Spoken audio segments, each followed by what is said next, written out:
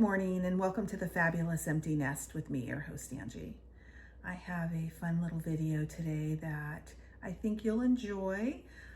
There was an order made to Hirschner's, I guess maybe a week ago, and I've never ordered from them before. Actually, I've only ordered yarn online once, and that was my first order to Hobby or Hobby, however it's pronounced, and I got one of the lucky bags that I like to call the happy bags because I was so happy when I opened it. Really loved my order, and so I put in a second order for 4 of the lucky bags, and I think it's helping me be a little more creative rather than just going to Michael's and buying yarn and making the same things over and over. So I do have 2 new projects in the works with the yarn that I got from Hobby that I'm super excited about. And then this order from Hirschner's, it just took a few days, which is always exciting. I like getting my packages pretty quickly. And I have been watching Melody Yarn Tinka do some of her shawls, and they're just so beautiful. And I've tried different yarns and I just couldn't find anything I really liked. It was either making up too thick and it didn't have the nice movement that I was looking for, or the colors weren't vibrant enough. And I'm really big on vibrant colors. And so she suggested the, and again, I'm not a huge Red Heart fan just because I used it my whole life when I was a young mom because it was all I could afford. And so she's using the Roll With It Melange. And I got this color. It is gorgeous, and I think it's called Showtime. So I'm excited to make something out of this. It's got an interesting twist to it. So it doesn't look like it will split very easily. And then this one I'm super excited about because these are my colors, big time, kind of Southwestern colors. This is called Canyon. I am making something for myself in this color. And then this I thought was gorgeous. Now this is, yes, also, oh, hold on. This is not Red Heart though. This is that Spun Colors by Premier Yarn, the Canyon. And then this one is Red Heart. These are all going to be some sort of shawl or cowl.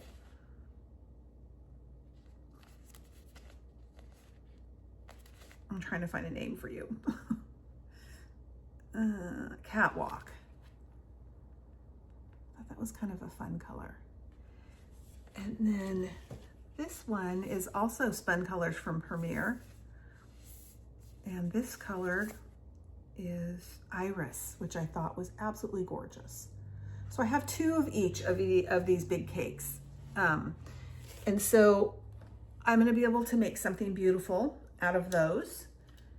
I'm really, really looking forward to those projects because I haven't made a shawl in a long time and I have some ideas. And then I got this, which I thought was really pretty. And this is from Premier too. And I've not ever had Premier yarn before. This is the Anti-Pilling Everyday Worsted Painterly. And I really like this because this is the way I like my yarn to look. And this is called Caldwell Park. Oh no, that's that's where it's made. Oh, boho. So let me take a look.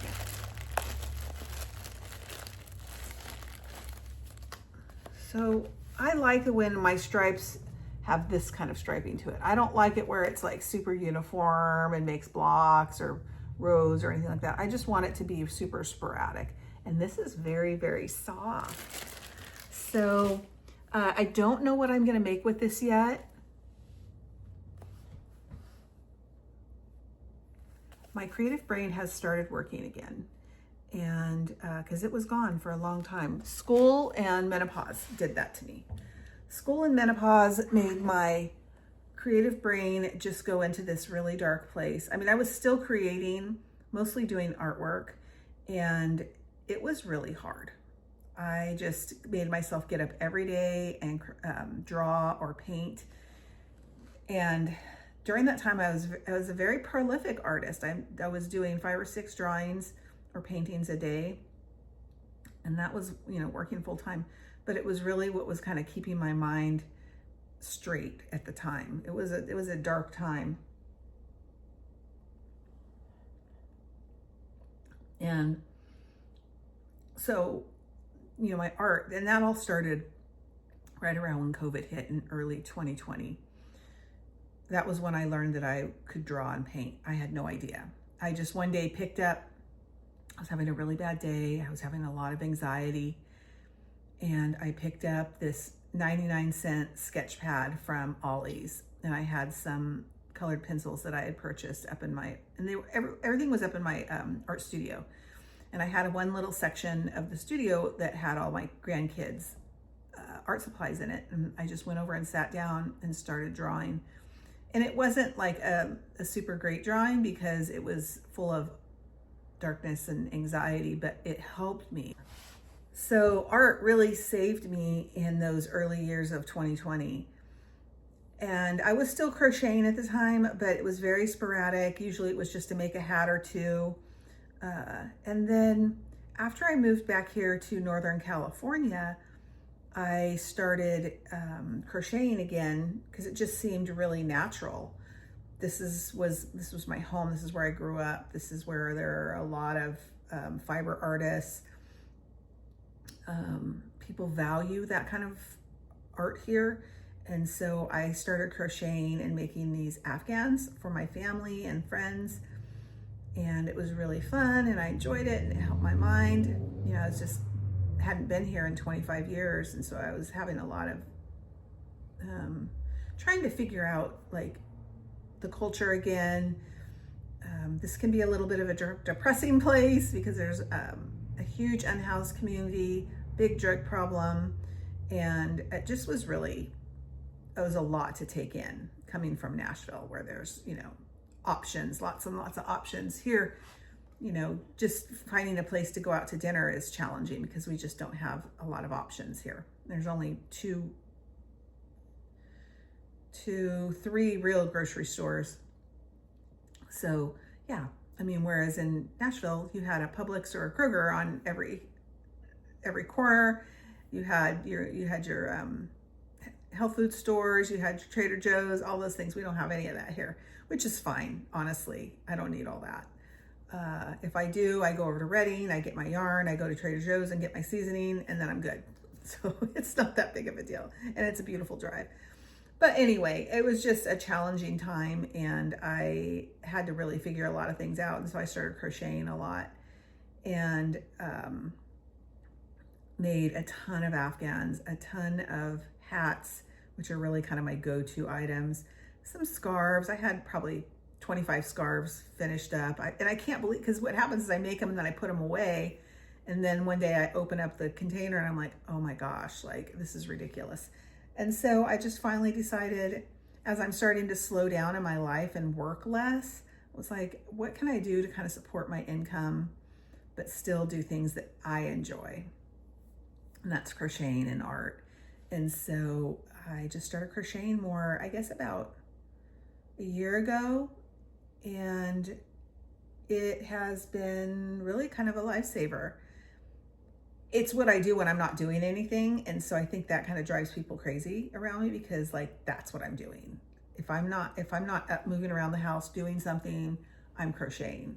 And I think people are like, why are you not just sitting there? And I'm like, why would I when I can do something and make something beautiful? So I crochet a lot. My poor hands, this hand in particular is so swollen. And so I'm really trying to take a little bit of a break and wear my brace. These are old hands and they've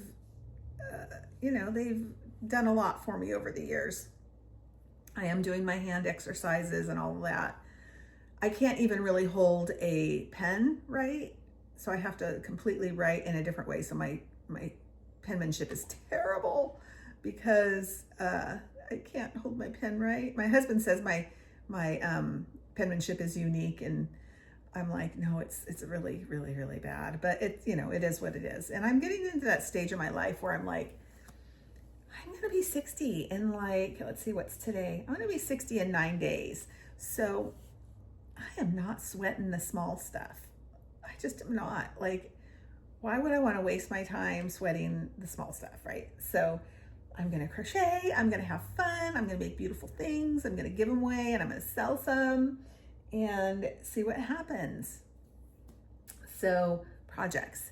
I started what I believe is going to be a hexagon sweater with one of the panels down the back. And I think this is going to be the part of the panels. I'm not sure about the colors. I have a vision, and the vision is lots of different purples together. For some reason, I really wanted that fuchsia in the middle to pop, and then the rest be purples.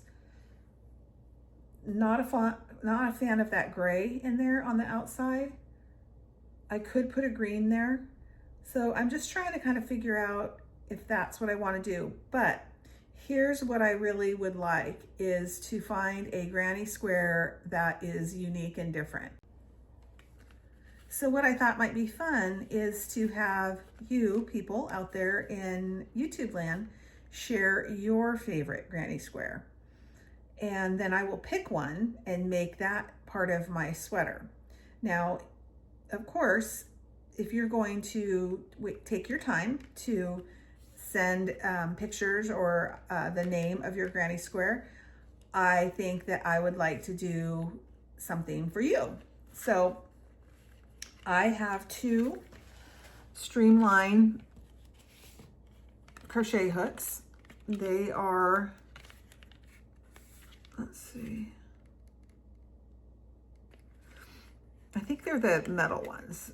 So they're by Furls, and I have 2 of them. Yes, they are the metal ones.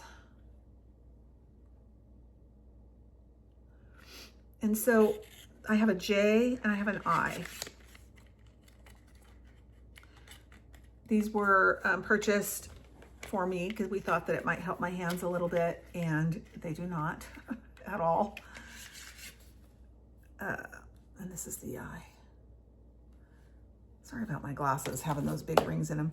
So what I thought is we could put these up, and whoever ends up putting in the granny square that I choose or I pick to use for my sweater will get to choose either the I or the J hook, and I will ship it to you. That'll be my little gift for whoever gives me a granny square idea that I can use for this sweater. The sweater is going to be purple, various colors of purple. It'll be a hexagon.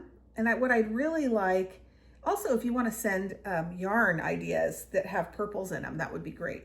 I don't care if it's variegated, it could be different skeins of purples. What I really would like, and I'll show you what I picked out with minus the gray.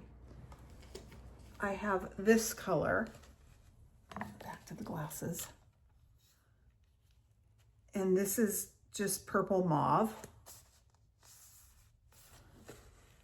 I have this color.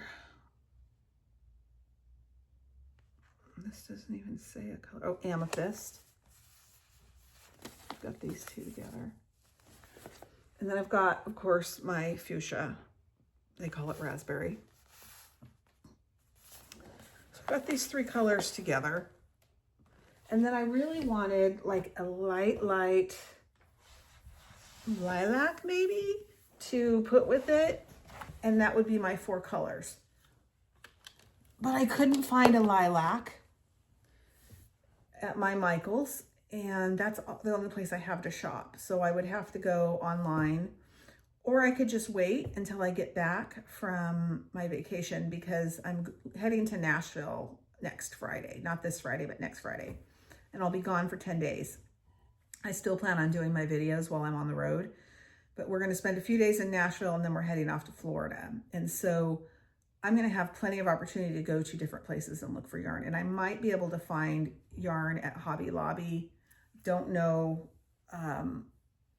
you know, what other yarn stores are out there, but I think I could find that light lilac that I'm looking for to add to that sweater. And then I'm trying to decide, what do I want the base to be? Do I want it to be this dark purple? Do I want it to be black? Do I want it to be brown? I don't know. So I need to really kind of play with the colors, put them together and figure it out.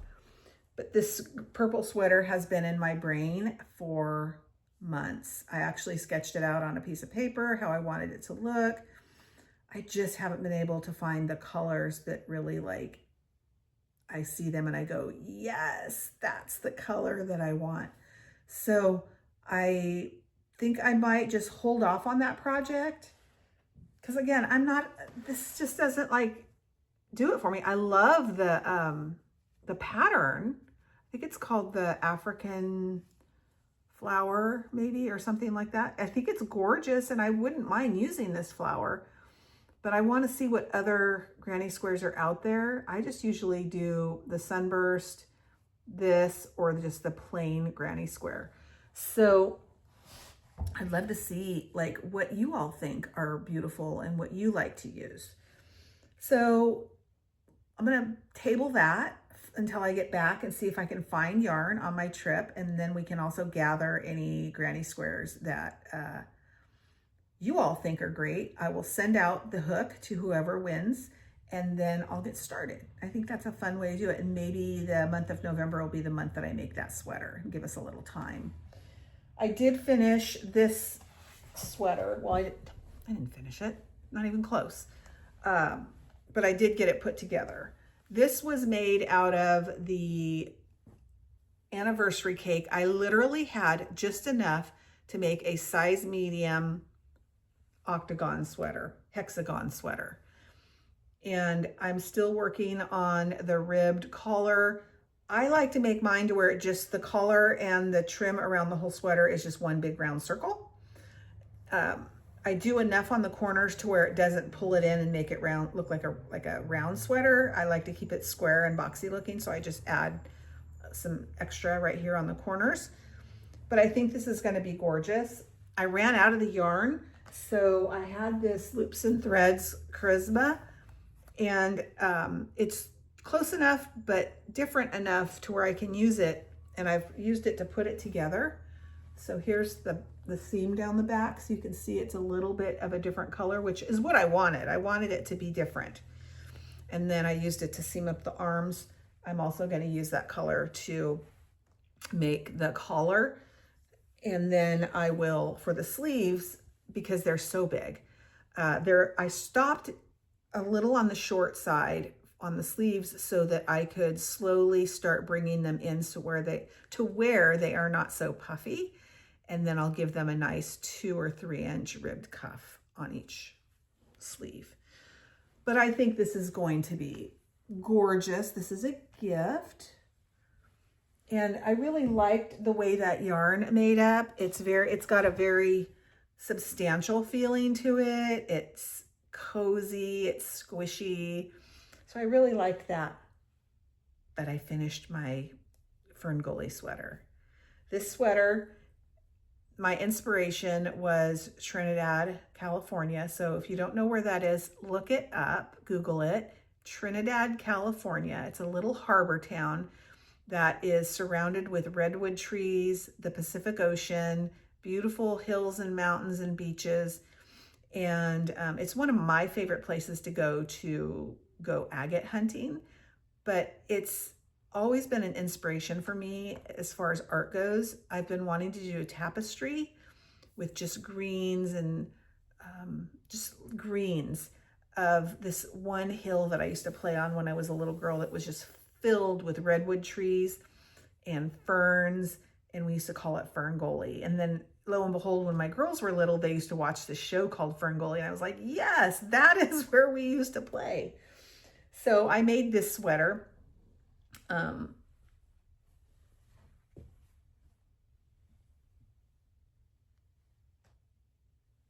here's the back. The back just has one big granny square. And then I just did it's gorgeous. I mean, so those are the sweaters that I have finished in the last couple of days. I have 5 other adult sweaters that that I have ready. I think one of them I still have some ends I need to clip off of them. I think I have about 25 children's sweaters that are done in the same way. They're granny square sweaters done in like jewel tones, really deep, colorful sweaters. I don't use pastels in my children's sweaters at all. They're very rich looking. And some of them have matching hats. I have several scarf and hat sets ready to go, some cowls and hand warmers. So I have a lot ready. I am making sweaters for my daughters and my daughter-in-law for Christmas. And so that's also on my plate. So I have to keep reminding myself there's only one of me and I can't do everything. And so, and my hands can only take so much. I did find this awesome product. It's called Mary's.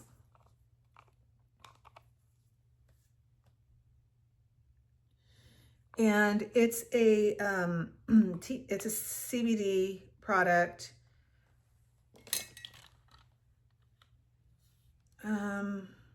It's a CBD, THC formula. And it's a transdermal compound. And I use it. I am not a marijuana user. It's just not my thing. I don't have any judgment about people who do. I mean, I don't really care. But I did have some hesitation about using it just because at my work, I work for a tribe and we get a lot of funding through the government. And I was like, they're very particular about, like, they drug screen you when you come to work there and you can't have marijuana in your system. And if you were to have an accident, they would drug screen you. And so I was kind of freaked out about that because I didn't know if this would like get into my system. So I did my research, talked to my boss, and he was like, it's fine. You know, he knows I'm not a drug user. I'm a drug counselor. So, yeah, I just was like, I'll try it because my hands were just really were hurting. So it's a transdermal compound and it's, CBG, CBD, and THC. It smells good. It's just like a cream. It's just a small little bottle and it was like $60, but then I got the old timers discount. So it cost me, I think it ended up costing me like $45. So yeah, I've actually started taking advantage of my senior discounts. Like I said, I'm going to be 60 in a couple days, in a week, 2 weeks. And so I've decided to start taking advantage of my senior discounts and embrace it rather than fight it. I've never been one to fight aging. I was so excited about turning 40 and all my friends were like, what is wrong with you? And I was like, dude, like, I didn't even think I was going to make it to 40. And then here I am 40 and loving life. And then 50 was awesome. A lot happened in my 50s. It was when I went back to school. It was when I started having more freedom from parenting because my kids were getting older. And just, you know, I was having lots of grandbabies and I was able to travel and I had a new career. So my 50s were very exciting, but there was a lot going on. It kind of was like a whirlwind. So I suspect that 60s are going to be pretty dang awesome because I'm full-blown independent now other than the hubs. And I kind of know more like what I want to do. We definitely want to do more traveling. We're looking at maybe a Tahiti trip in February. And then when we get back from Tennessee, we're going to rent a Sprinter or a mini, like a mini RV. It's just big enough for me, the hubs, and our granddaughter who's 18 and our dog. And we're going to go over to Yosemite before it gets too cold because my husband and my granddaughter have not been to Yosemite yet. And so we're going to drive over to Yosemite. Yosemite is such a special place to me. I don't know why, other than it's just gorgeous. But my sister and I went, and I literally, when we came around the corner and I saw Half Dome, like it almost made me cry. And then same thing when I saw El Capitan. I'm a huge rock climbing fan, and so I think that has something to do with it. I don't rock climb. I'm just a groupie. I just like watching it. I think it's fascinating. My goal when I turned 60 was to climb Half Dome, and my daughter was going to do it with me, my middle daughter. And then I think it was in 2024, a young woman, I think she was maybe 19, fell to her death from Half Dome. And I was like, you know what? I'm not doing things that are going to put my life at risk and my daughter's life at risk. We'll find something else to do. So one of the things that I thought about was going to Spain and walking the El Camino. My spiritual advisor had done it when in her 60s, and she said it was an amazing trip. So just looking at those kinds of things that I can do. I'd like to do some retreats. I've heard that there are actual like fiber and crocheting retreats. What? I would love to do that. Go and meet other crocheters for a weekend. Are you kidding me? So I don't know. I'm going to keep my eyes open for that. I know there are also some art retreats out there. So I'm just looking for different things that I can do. I have so much freedom to do those kinds of things. My work is super flexible. My husband's super encouraging. So just looking for these super fun things to do where I can get out and see some of the world. My life has been, raising children, working really hard, getting my degree. Like now it's fun times because I'm finishing up one degree at University of San Diego, and I'm finishing up my clinical practicum to make application for my licensure to be a substance use counselor here in California. I had to redo everything when I left Tennessee and came to California. So that was this last year has been really challenging for like getting everything in order so I can start to look at like what retirement looks like. And my retirement plan will involve working. It will involve working as a private practice as a substance use counselor. So I probably won't get to just retire. I was not responsible in my younger years. So it is what it is, right? I can still crochet. So I think that's it for today. I have so much yarn. Oh, I think the other thing that I wanted to say really quick is that I'm going to do a Stash Buster Roundup.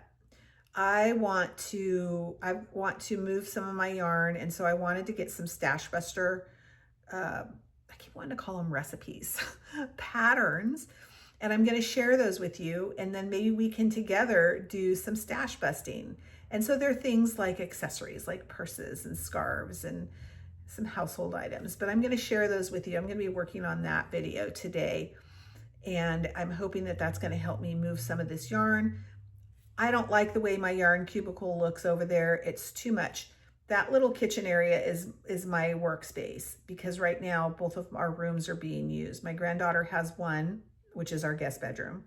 And then my husband, who's a little bougie, has our other spare bedroom as his dressing room because he has so many clothes. We have racks and racks.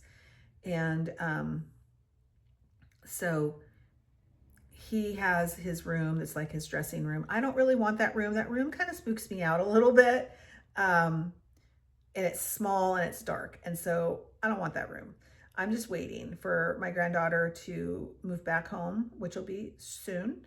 We don't want her to go, but she is moving back home because she's in college back there. And then I will utilize that space. It's super bright. It looks out over my garden, and it'll be a wonderful yarn room. So it's just about being patient and waiting. And so I'm using this little space, but it's also where our dining room table is. And I just feel bad for my granddaughter and my husband who have to look at that mess, right? And when things are disorganized, it creates disorganization in my brain, and then I'm scattered, and I don't want to be scattered. So I'm going to address it today, and then I will be making that Stash Buster video, which I'm super excited about. So again, don't forget, if you have a favorite granny square or favorite granny squares that you would like to share with me, you can put it down in the bottom there, and send it to me, email it to me, however you want to do it. I would love to, see what you have. And then if you have yarn ideas for the colors, or you have something made up in purples and you have suggestions, send that too. And then I guess let's pick a date. So on Halloween, so on the 31st of October, I'm going to make a decision on which square I'm going to use, and I will send out one of the Furls. It's either an I or a J crochet hook to the winner of who sends in the idea for the granny square. The Furls is for the granny square, not the yarn colors. So send in your granny square ideas, and maybe you'll win one of these beautiful Furls crochet hooks. I have an I and a J. So thank you for being here with me. If you're interested in seeing more of my content, you can subscribe to my channel. I always appreciate that. Currently, I have 34 subscribers, and I'm hoping to have 60 by the end of October. And let's see, you can hit the bell, and that will tell you when I release new content. It's usually once or twice a week. And then you can also hit the like button if you liked what I talked about today. And I hope that you send in your ideas for the granny square. And I hope you have a wonderful, wonderful Thursday. We are almost to the weekend. We are working for the weekend. I'm having my birthday dinner Friday night with my family. Very excited about that. Might post some videos, but thank you again for being here. I appreciate you, and have a wonderful week.